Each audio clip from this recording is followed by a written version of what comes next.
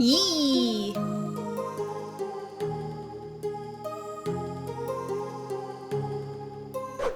Hey guys, welcome back to the channel. My name is Tiffany and I'm the owner of Tiffany Gordon Cosplay LLC, which is a company that focuses on costume and prop fabrication as well as education, and love to have you as part of our cosplay building community here. So subscribe to the channel and give a like. And on today's cosplay tutorial, we're going to be going over how to sew your own dress for your own Nausicaa costume from Nausicaa and the Valley of the Wind. So let's begin. And here are all of the tools and materials that you will need for making the dress, and I'll have links to everything in the description. And for me, I made a mock-up pattern from scratch, but you do not have to. You can use my pattern, which is available on my website, TiffanyGordonCosplay.com, link in the description. And for this pattern, you're going to want to trace all parts, which are A through J, onto your fabric. And for me, I used teal matte satin fabric that I got from Joann's, and then cut out with some scissors. Now let's narrow this down into sections, and I'm gonna first talk about the shirt part, which for the shirt is 3 pieces, and that one is gonna be D, E, and F for my pattern. And each of these 3 pieces will end up needing to be pinned to themselves at the bottom, and then we will take it to the sewing machine to start sewing. And I'm gonna be using my brother's sewing and embroidery machine to sew everything, but you can just use any sewing machine. It really doesn't matter, just one that goes up and down with the needle. And speaking of needle, I'm going to be using a fine, sharp needle. You can use a generic universal needle, but you're going to want one that is really sharp, and you're going to want more of a smaller needle size, such as 68 or 70-10. Starting off with a straight stitch with our needle on the left. We're going to be using this pretty much throughout this project, and then following that up with an overcasting stitch to lock all of our threads together so it will not fray. And we'll also be using this throughout the project. At this point, you should have 3 parts that are sewn for your shirt, and you will want to then pin them together to their correlating pieces. And back to our sewing machine to do our first stitch of the straight stitch, followed by our overcasting stitch. And depending on how you want to line the shirt, you can either cut out all of these pieces again and then do all of this process and pin it to itself, and you'll have a perfectly lined inside shirt. Or you can do this method, which I don't know the exact terminology, but I'm gonna call a bib. And basically I got my pattern, folded it in half, and then cut out this bib-like shape. And this is gonna be what we're gonna use for the V in the center. Once you have it cut out, you will want to do an overcasting stitch onto the outer U part, just so that way all of your thread will not fray. And it'll feel wrong, but you're gonna pin this on the outside of the shirt. Then you're going to sew just the V part with a straight stitch. Next, you're going to flip it. So at this point, you should flip from the outside, flip it back to the inside, and you're gonna iron it flat. And then again with a straight stitch, but this time you want your needle to be closer to the edge. We're going to sew just that V, and this time the stitching will be on the inside of the shirt to finish out this part. Now for the collar.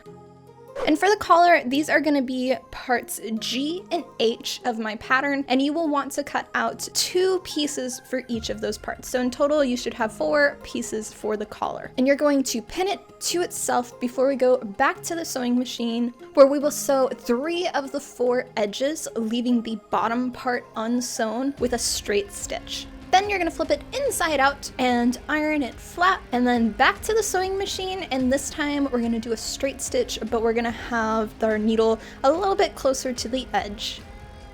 Doing this for our 3 edges first, and then you can close it at the end of the bottom with a straight stitch followed by our overcasting stitch.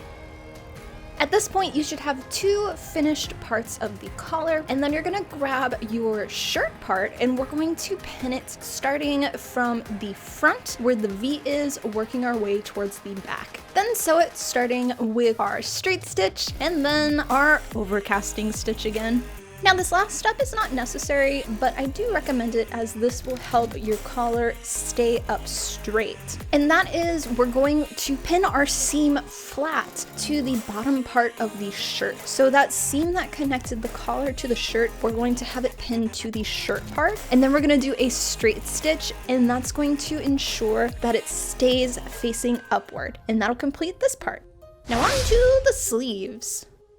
And at this point, if you haven't noticed, there is a furry critter in the video, and this is Yuki. She is my terrible little demon assistant who likes to steal all of my pin. And it was so much fun trying to stop her from taking them out of the clothing. So hopefully your little buddy is helping you as well. But you're gonna get your sleeve patterns, of which are gonna be letters I and J of my pattern, and you're going to fold them onto themselves and pin in place. And back to the sewing machine for our straight stitch, and then you guessed it, another overcasting stitch to finish out that part.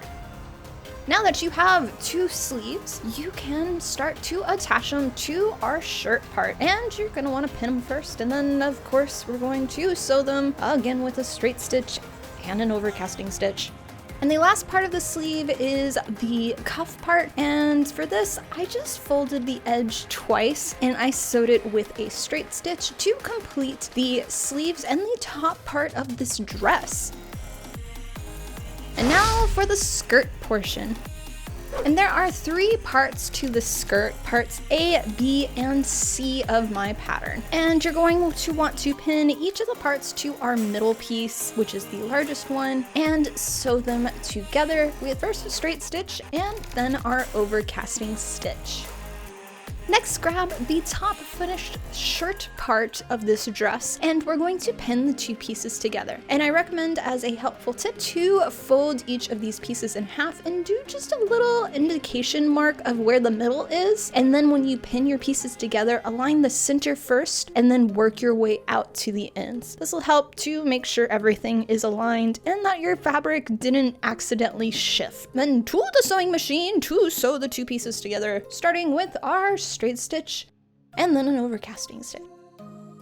And moving right along to a somewhat a little bit more tricky part, and that is going to be the zipper. And first, what you're going to want to do is our two edges that are not sewn together yet, we are going to do an overcasting stitch to them, so that way our fabric will no longer fray there. And then we're going to pin them together, so that way they will now become one. And back to our sewing machine, where we're gonna do just a straight stitch this time, and we're going to fully sew it closed. Then go back to your iron and ironing board, and you're going to want to iron that seam so it lays flat with both pieces facing outward, so that way they are facing their correlated side. This is very important because this is actually where we're going to lay our zipper, and we want to make sure that these parts will be able to separate. So you want their seams to be facing outwards and separated from each other, so the zipper can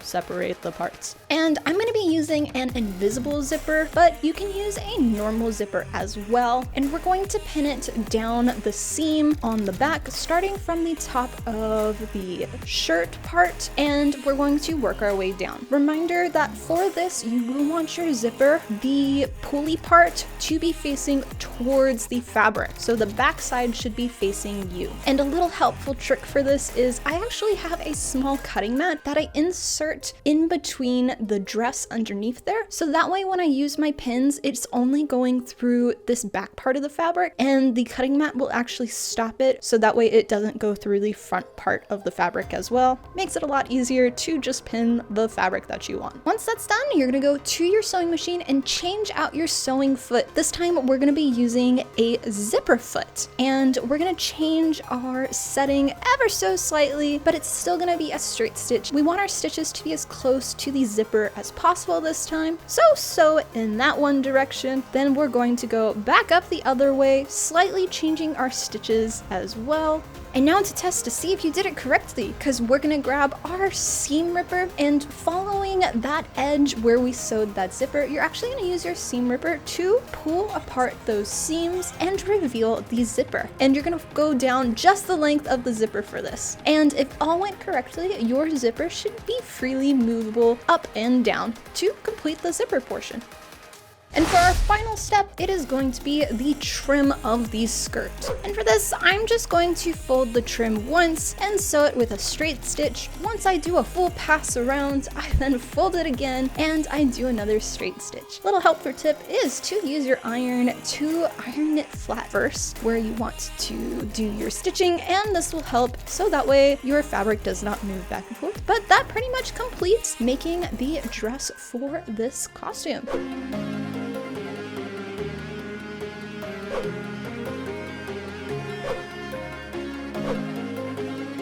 And that, guys, is how to make your own Nausicaa dress from the anime Nausicaa and the Valley of the Wind. And I hope you found this video helpful for you making your own costume, or maybe just making a nice pretty blue dress. But I'd love to hear from you in the comments, so let me know if this video was helpful for you, as well as don't forget to like the video and subscribe to the channel. A big thank you to all of my company sponsors here on YouTube, as well as all of my members, specifically those legendary members who financially help so I can continue doing this as my full-time job and my main source of income. And I look forward to seeing you for our next cosplay tutorial. Much love, guys.